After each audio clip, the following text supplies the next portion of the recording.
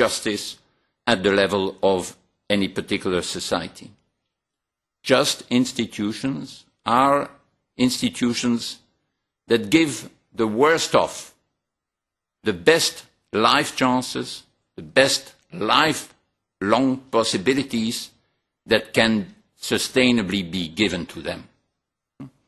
To capture that in a single simple phrase, global justice, like social justice, requires a sustainable, means a sustainable maximum of real freedom, to sustainably maximize the minimum level of real freedom of the people in the world.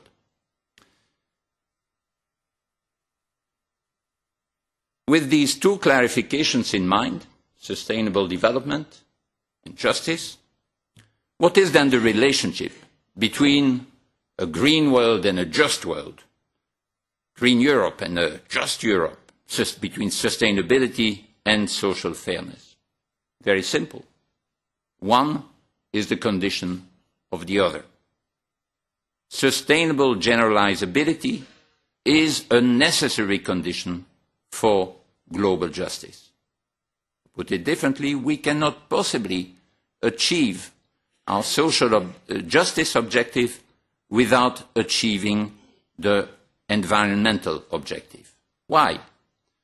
Because if our way of living is not sustainably generalizable, then we are bound either to be unjust to some parts of the world population because it's not generalized, or to be unjust to future generations because it cannot be sustained.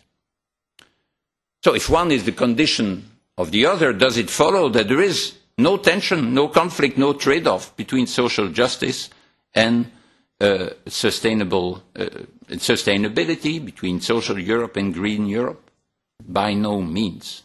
For there are, of course, measures that improve significantly the generalized sustainability of our way of living at the expense of deepening unjust inequalities. Just to mention one of many examples mentioned yesterday to illustrate that, if you sack people without compensation in highly polluting mining industries, you improve sustainability, but you make things worse in terms of social justice as characterized.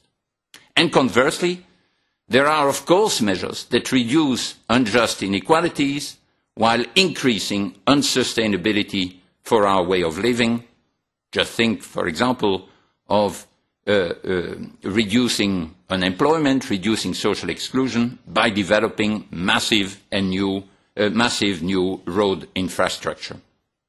So it simply cannot be said that whatever we do to improve sustainability makes our world more just, and that whatever we do to reduce injustice makes our way of living more sustainable. Consequently, trade-offs, tensions are present. They are all over the place. We cannot ignore them, nor can we ignore that it's generally very tricky to say how much of what one objective is worth sacrificing for the sake of some progress towards the other. But this should not paralyze us. What should guide us?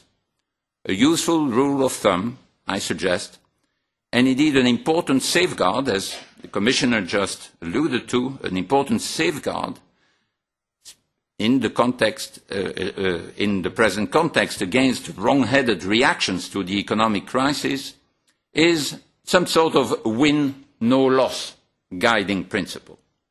What I mean is the following, that measures that reduce unjust inequalities must never worsen sustainability, whether directly or through the incentives and expectations they create, and conversely, measures that improve sustainability must always be accompanied by compensating measures that avoid aggravating unjust inequalities. In other words, do not ignore, do not negate the trade-off between greenness and justice, but circumvent it.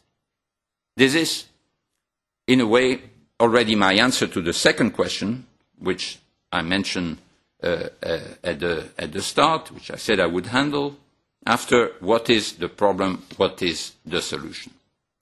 But I realize that this rule of thumb is very vague and general, and I would like now, in the remaining minutes, to say a little more illustratively and, of course, very selectively, by drawing some implications, some of them, I hope, surprising, that may be of special importance to the European Union.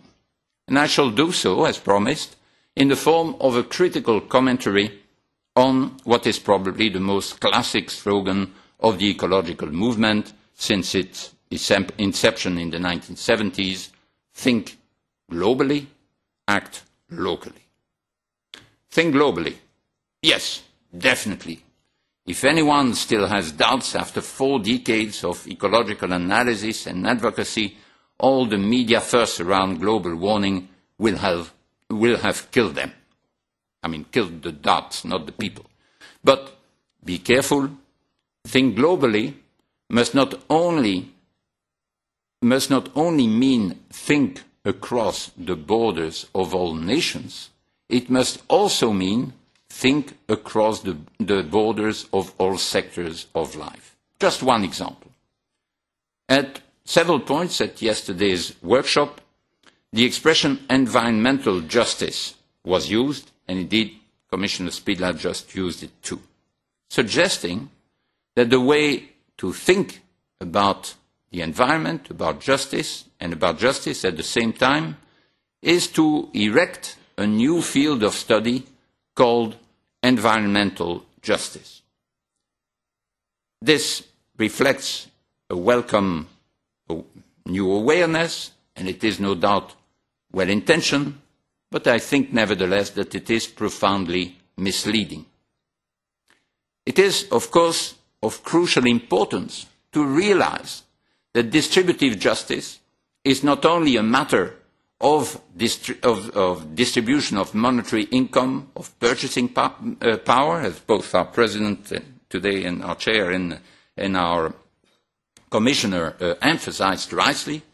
It is also a matter of distribution of health, of life expectancy, of education, of quality of work, and of environmental conditions. Thinking globally requires us to take these various dimensions into account, which, as was repeatedly mentioned yesterday and mentioned also today, tend to be strongly correlated.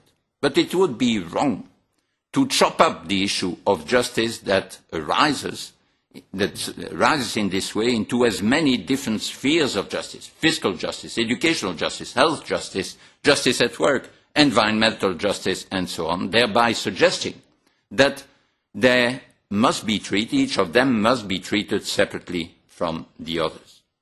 Social or global justice rather consists in distributing real options to people in a fair way, that is, in a way that gives the greatest possible options to the people who have least of them. This sustainable maximin ID. And it is then for individuals and for communities to make their own trade-offs in the light of what they value. For example, take examples from yesterday again, individuals may go for crowded and noisy city centers as the price to pay for a vibrant life. Or they may go for cheaper housing near the airport in order to enable themselves to do a number of other things. Environmental inequalities must not be isolated, conceptualized as environmental injustice, but treated as one, together, as one of the many dimensions of unjust inequalities in life chances. To act locally, definitely too. Says the slogan, act local. The